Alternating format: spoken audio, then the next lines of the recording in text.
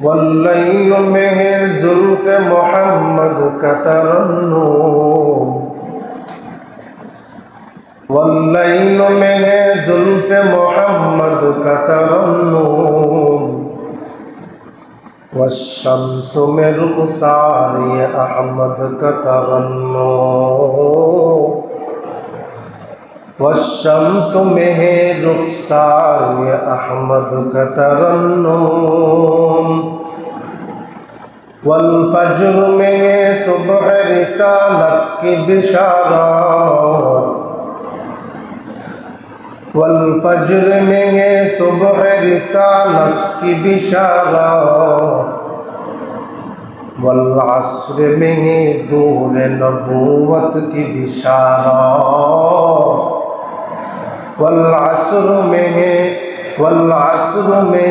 दूर नबूवत की बिशारत, हर फूल में है रूए मदीना की तबस्सुम, हर फूल में है रूए मदीना की तबस्सुम, शाखल लचक में कद आका का तकल्लुम, शाखल लचक में कद आका का तकल्लुम, यासीन से मौला ने कभी उसको पुकारा, यासीन से मौला ने कभी उसको पुकारा, तासीन से कभी और कभी हामीम से इशारा, हामीम से कभी और कभी तासीन से इशारा। सुब्हानक ला इल्म लना इल्ला मा अल्लमतना इन्नका अंतल अलीमुल हकीम, सुब्हानक ला फ़हम लना इल्ला मा फ़हमतना व इन्नका अंतल जव्वादुल करीम। अल्हम्दुलिल्लाह, मुअज़्ज़ज़ मुकर्रम काबिल एहतराम मुरब्बियान आज़म जुमक भाईरा, আল্লাহ পাকের দরবারে লক্ষ কোটি শুকর সুজুদ যে মহান আল্লাহ পাক আজকের এই পবিত্র রবিউল আউয়াল মাসের জুমার দিনে আমাদেরকে মসজিদে একত্রিত হওয়ার তৌফিক দান করলেন। সেজন্য হৃদয়ের আবেগ অনুভূতি ভালোবাসা উজাড় করে মহব্বতে উচ্চ কণ্ঠে কালিমাতুশ শুকর আদায় করছি আলহামদুলিল্লাহ। মুহতারাম হাজিরিন,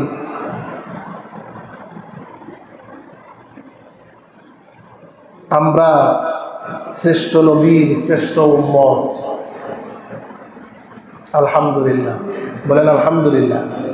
আমরা শ্রেষ্ঠ নবীর শ্রেষ্ঠ উম্মত। আমাদের নবী সকল নবীদের উপরে শ্রেষ্ঠত্ব এবং সকল উম্মতের উপরে আমাদের শ্রেষ্ঠত্ব। قال رسول الله صلى الله عليه وسلم إن الله فضلني على الأنبياء وفضل أمتي على الأمم। আল্লাহর রাসূল বলেন, উম্মত শোনো, পৃথিবীর মানুষ তোমরা জেনে রাখো, নিশ্চয় আল্লাহ তাআলা আমাকে শ্রেষ্ঠত্ব দান করেছেন সমস্ত নবীদের উপরে।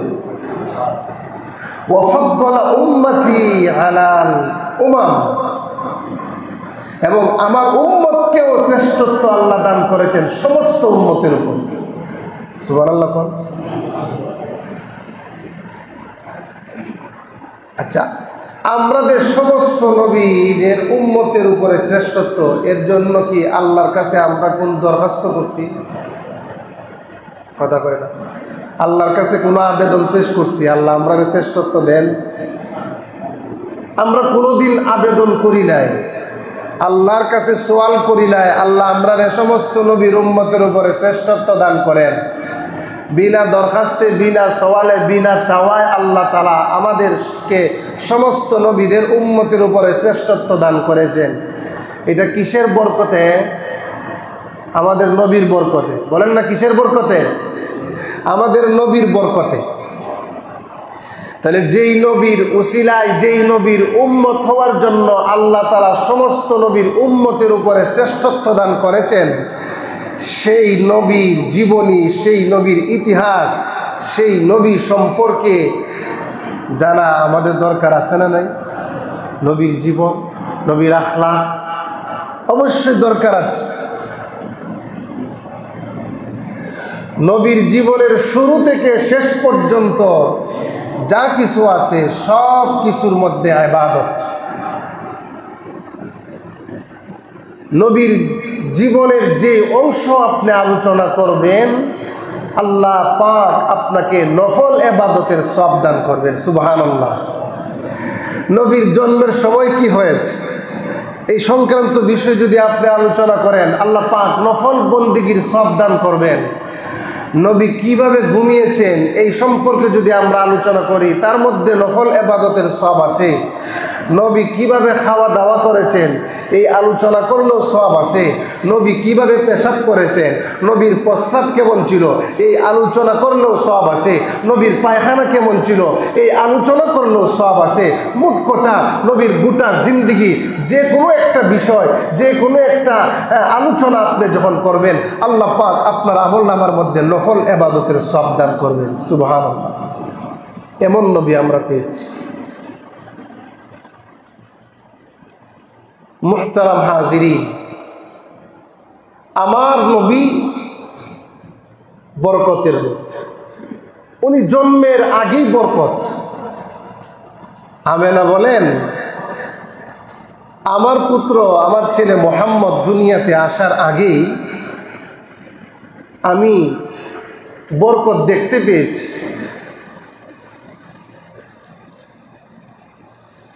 ভাইয়েরা আমার, আমেনা বলেন, দুনিয়ার মানুষ শুনে রাখো, আমার পুত্র মুহাম্মদ যেই দিন আমার গর্ভে আসি, আমি জমজম থেকে, জমজমের কূপ থেকে পানি আনার জন্য যখন জমজমের কূপের মধ্যে উপস্থিত হলাম, আমি আপনাদেরকে জিজ্ঞাসা করতে চাই, কূপের পানি কি উপরে থাকে না নিচে থাকে? জোরে বলেন, উপরে থাকে না নিচে থাকে? নিচে থাকে। আমেনা বলেন, আমি যখন জমজম কূপ থেকে পানি আনার জন্য কূপের কাছে গেলাম, অটোমেটিকভাবে কূপের পানি উপরে উঠে যায়। সুবহানাল্লাহ। অটোমেটিকভাবে কূপের পানি উঠে যায়। মক্কার মহিলারা বলে, আমেনা একটু আমার জন্য একটু তুমি অপেক্ষা করো, তুমি একটু দাঁড়াও, তুমি পানি নিয়ে চলে যাও না, তুমি একটু থাকো, কারণ তুমি থাকলে আমাদের কোনো কষ্ট হয় না। কূপের পানি অটোমেটিকভাবে উপরে উঠে যায়, তোমার কোনো কষ্ট করা লাগে না। তুমি চলে গেলে আবার কূপের পানি নিচে চলে যায়, আমাদের অনেক কষ্ট হয়। এজন্য আমেনা তুমি একটু আমাদের জন্য তুমি একটু কূপের মাঝখানে থাকো, কূপের কাছে থাক। সুবহানাল্লাহ। এটা আমার নবীর বরকত। শুধু তাই নয়, আমেনা বলেন, যেই দিন আমার পুত্র মুহাম্মদ আমার গর্ভে আসে, সেই দিন থেকে আমি যেখানেই যাই সেখানেই শুধু গ্রান, সুগ্রান, সুগ্রান। আর আমি তুতু নিক্ষেপ করলেও এই তুতুর মধ্যে মেশকে আম্বরের গ্রান পাওয়া যায়। সুবহানাল্লাহ। মেশকে আম্বরের গ্রান।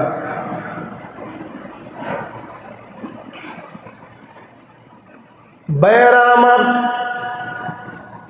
একটু লক্ষ্য করে দেখুন, আল্লাহর নবী ছিলেন ইয়েতিম নবী। আল্লাহর নবী জন্মগ্রহণ করার আগেই ওনার পিতা আব্দুল্লাহ দুনিয়া থেকে বিদায় নিয়ে যায়, তিনি ইয়েতিম হয়ে যায়। আল্লাহর নবী রাহমাতুল লিল আলামিন, উনি অসহায় ইয়েতিম, ধন সম্পদ নাই। বিভিন্ন অঞ্চল থেকে, বিভিন্ন এলাকা থেকে, দূর দূরান্ত থেকে মহিলারা মক্কাতে আসতো বাচ্চা নেওয়ার জন্য। এই বাচ্চা নেওয়ার পরে ওই শিশু বাচ্চাকে, নবজাতক শিশুকে তারা দুধ পান করাইতো। পারিশ্রমিক হিসাবে ওই মহিলারা কিছু টাকা নিত তাদের কাছ থেকে। আল্লাহর নবীর দুধ মাতা হালেমা বলেন, আমি যেই সোয়ারি দিয়া, যেই বাহন দিয়া মক্কাতে গিয়েছিলাম, আমার বাহনটা ছিল দুর্বল, আমার বাহনটা ছিল দুর্বল, জীর্ণ শীর্ণ, সবার পিছনে পড়ে যায়, দৌড়ায় আগায়া যাইতে পারে না। আমি যেই বাহন দিয়ে গিয়েছিলাম, শিশু নবী মুহাম্মদকে যখন আমার বাহনে উঠাইলাম, আমার স্বামীকে যখন বাহনের সামনে দিলাম, আর শিশু নবী মুহাম্মদকে যখন আমার পিছনে কুলে উঠাইলাম, অটোমেটিকভাবে বাহনটা সে দপাস করে নিচে পড়ে যায়, সে আর উঠে না। সুবহানাল্লাহ, বাহন আর উঠে না। হালিমাতুস সাদিয়া বলেন, কি ব্যাপার, বাহন তো চলতেছে না, আমার বাহন তো এত দুর্বল না যে দুইজন মানুষ উঠলে সে আর চলতে পারে না, এত দুর্বল বাহন তো আমি আনি নাই, কারণ আমি এই বাহন নিয়ে তো তায়েফ থেকে মক্কাতে আসছি, এখন সে বসে যায় কেন, কারণটা কি? হালিমাতুস সাদিয়া স্বামীকে ডাক দিয়ে বলেন, স্বামী আপনি বাহন থেকে নামেন। হালিমার স্বামী যেই মাত্র বাহন থেকে নিচে নামলেন, আবার সেই বাহন উপরে উঠে যায়। সুবহানাল্লাহ বলেন। হালিমাতুস সাদিয়া স্বামীকে বলেন, স্বামী আপনি আবার বাহনে উঠেন, সামনে উঠেন। যেই মাত্র স্বামী বাহনের সামনে উঠেছে, এই বাহন আবার জমিনের মধ্যে বসে গেছে। হালিমাতুস সাদিয়া এবার স্বামীকে ডাক দিয়ে বলেন, স্বামী আপনি এক কাজ করেন, আপনি আমার পিছনে বসেন, শিশু নবী মুহাম্মদকে আমার বাহনের সামনে দেন। যেই মাত্র হালিমাতুস সাদিয়া ওনার স্বামীকে পিছনে দিলেন, শিশু নবী মুহাম্মদকে সামনে উঠাইলেন, বাহন দ্রুত গতিতে সবার আগে গন্তব্যস্থলে পৌঁছে গেছে। সুবহানাল্লাহ। আল্লাহ ডাক দিয়ে বলেন, হালিমা আমার দুস্থ এতিম দিকটা তুমি পিছনে উঠাইবা, পিছনে, এটা বেয়াদবি না, এটা একজন সম্মানিত মানুষ, সে যদি সামনে আসে এটা হলো তার সম্মান, তার সম্মান দেওয়া। তো শিশু নবী মুহাম্মদ আল্লাহর কাছে সম্মানিত। হালিমাতুস সাদিয়াকে বলেন, ও হালিমাতুস সাদিয়া, আমার নবী মুহাম্মদ এতিম হতে পারে, অসহায় হতে পারে, তাই বলে তুমি তাকে পিছনে উঠাইবা আর যানবাহন চলবে, এটা হতে পারে না, কারণ আমার নবীর ইজ্জত আছে, আমার নবী মুহাম্মদের ইজ্জত আছে। আল্লাহু আকবার। যেই মাত্র হালিমাতুস সাদিয়া শিশু নবী মুহাম্মদকে সামনে উঠাইলেন, এই যানবাহনটি, যেই যানবাহন সবার পিছনে পড়ে গেছিল যাওয়ার সময়, আসার সময় শিশু নবী মুহাম্মদকে সবার আগে গন্তব্যস্থলে পৌঁছে দিয়েছে। সুবহানাল্লাহ। এটা হলো আমার নবীর মুজেজা, জন্মের অলৌকিক ঘটনা। হালিমাতুস সাদিয়া উনিও গরিব ছিলেন, অসহায় ছিলেন।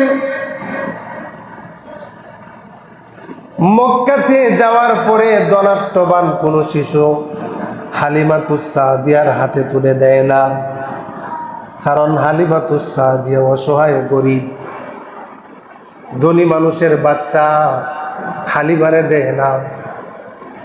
এক পর্যায়ে হালিমাতুস সাদিয়া শিশু নবীর ঘরে যখন গেলেন, যাওয়ার পরে এত সুন্দর চেহারা, আমার নবী সবচাইতে সুন্দর, আমার নবী বাহ্যিক দৃষ্টিতেও সুন্দর, বাহ্যিক দৃষ্টিতেও আমার নবী সুন্দর, ভিতরগত দিক দিয়েও আমার নবী সুন্দর ছিলেন।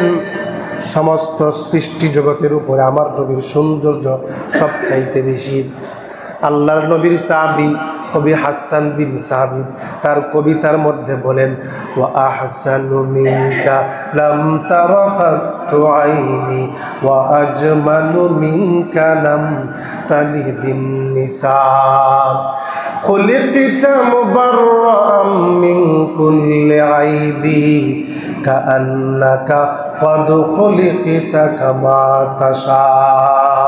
কবি হাসান বিন সাবিত বলেন, ও আহসানু মিনকা লাম তারা কাত্তু আইনি, আমার এই দু চোখ শিশু নবী মুহাম্মদের মতো সৌন্দর্য, এমন সৌন্দর্য শিশু আর কখনো আমার দুই চোখ দেখে নাই, দুনিয়ার কোনো মা এত সুন্দর শিশু গর্ভে ধারণ করে নাই। সুবহানাল্লাহ। ওয়া আহসানু মিনকা লাম তারা কাত্তু আইনি ওয়া আজমালু মিনকা লাম তালিদিন নিসা। এত সুন্দর করে আল্লাহ তাআলা তার হাবিবকে সৃজন করেছেন, সমস্ত সব কিছু দোষ ত্রুটি থেকে মুক্ত রেখে আল্লাহ তাআলা শিশু নবী মুহাম্মদকে আল্লাহ তাআলা এই দুনিয়ার জীবনে পদার্পণ করেছে। এজন্য আমার নবীর জন্ম নিয়ে আলোচনা করলে আল্লাহ তাআলা নফল ইবাদত বন্দেগীর সব প্রদান করবে। আমার নবীর জন্মে খুশি হলে এটারও সব আছে, কারণ নবী না আসলে আমরা এই দিন পাইতাম না, এই কোরআন আমরা পাইতাম না। নবীর জন্ম উম্মতের জন্য এটা গর্বের সৌভাগ্যের বিষয়।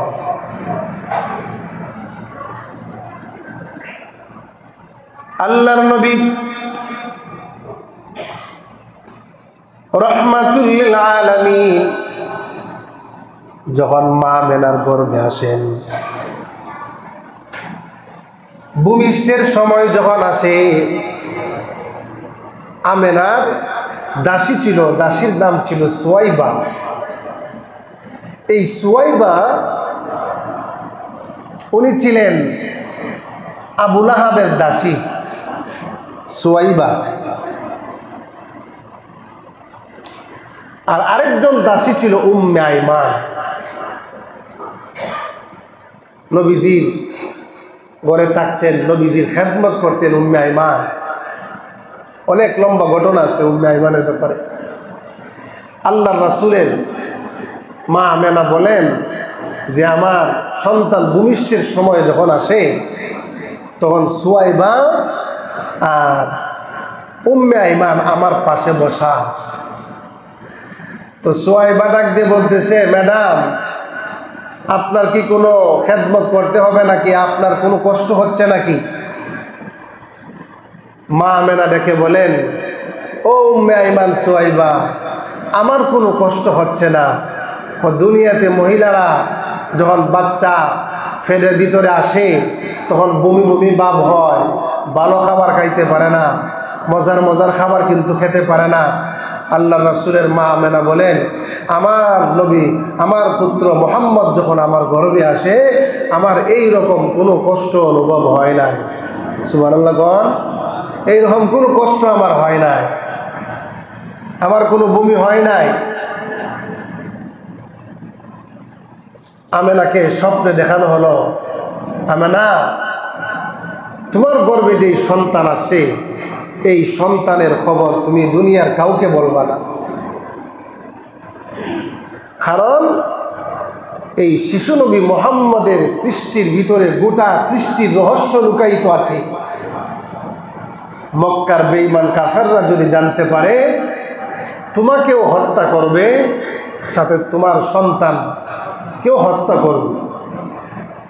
মা আমেনা বলেন, ঠিক আছে আমি বলবো না, তবে এটা কয়দিন আর গোপন রাখবো? 1 মাস, 2 মাস, 3 মাস? 3 মাসের পরে তো আমার গর্ভে যেই সন্তান, আমার পেট আস্তে আস্তে বড় হবে, মানুষ আশেপাশের মহিলারা জানতে পারবে।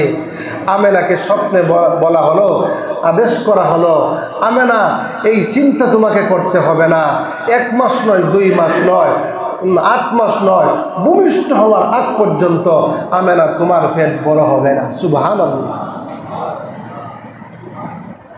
এই হলো আমার নবীর মুজিজা।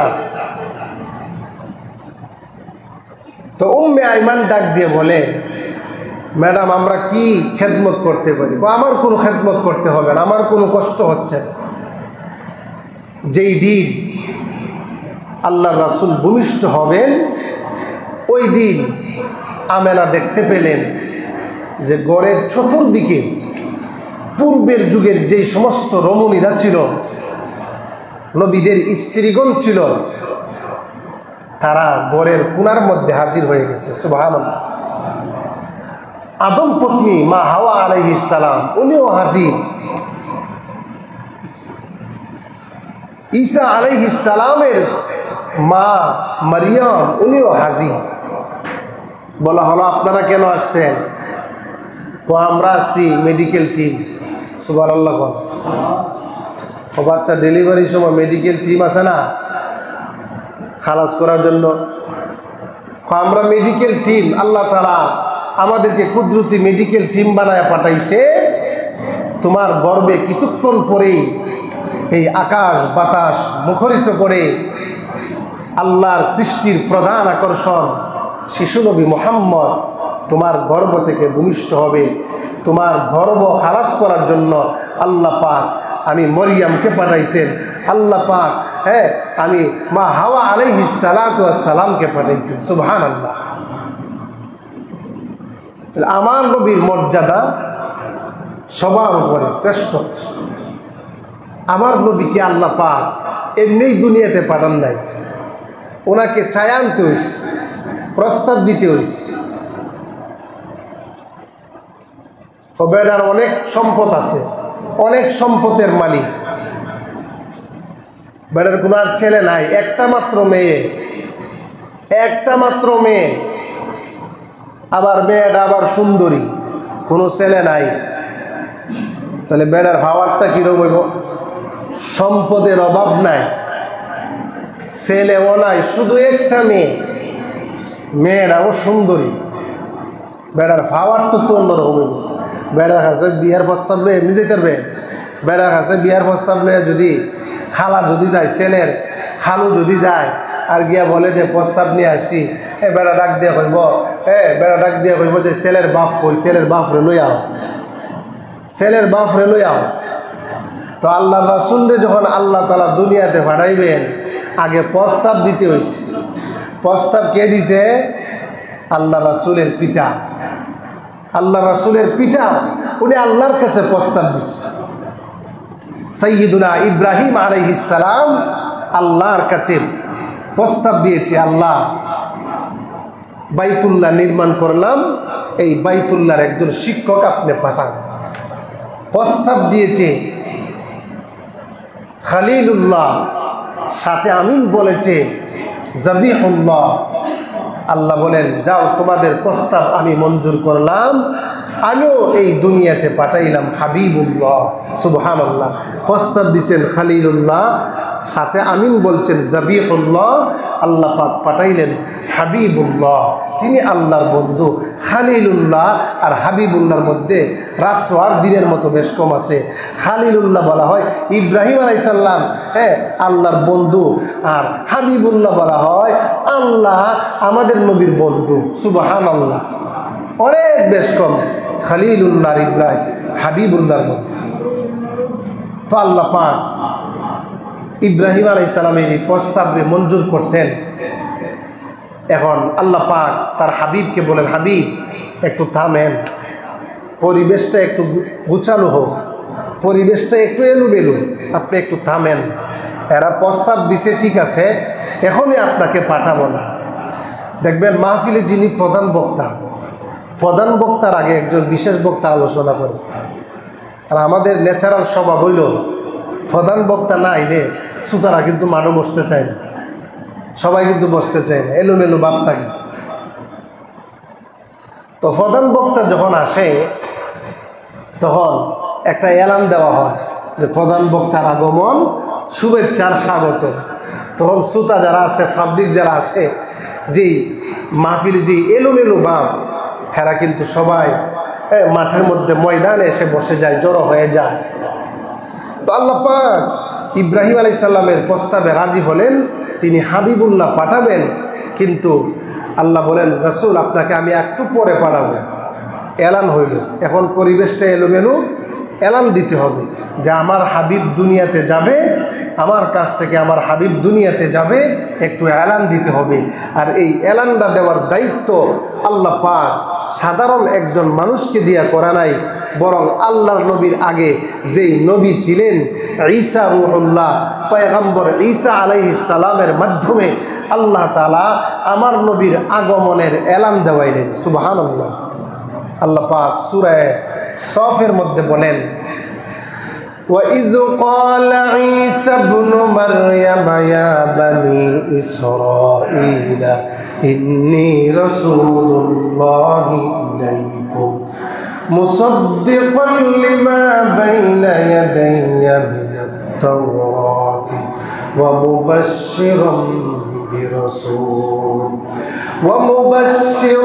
برسول يأتي من بعد اسمه أحمد আল্লাহ পাক বলেন ঈসা আলাইহিস সালাম তার জাতিকে বলেন ইয়া বনি ইসরাঈল, হে আমার গোষ্ঠীর লোকেরা শোনো, বনি ইসরাঈল, ইন্নী রাসূলুল্লাহ ইলাইকুম, আমি তোমাদের কাছে প্রেরিত রাসূল, মুবাশশিরাম বিরাসূল, আমি একজন রাসূলের আগমনের সুসংবাদ তোমাদেরকে দিচ্ছি, ইসমুহু আহমদ, যার নাম হবে কি?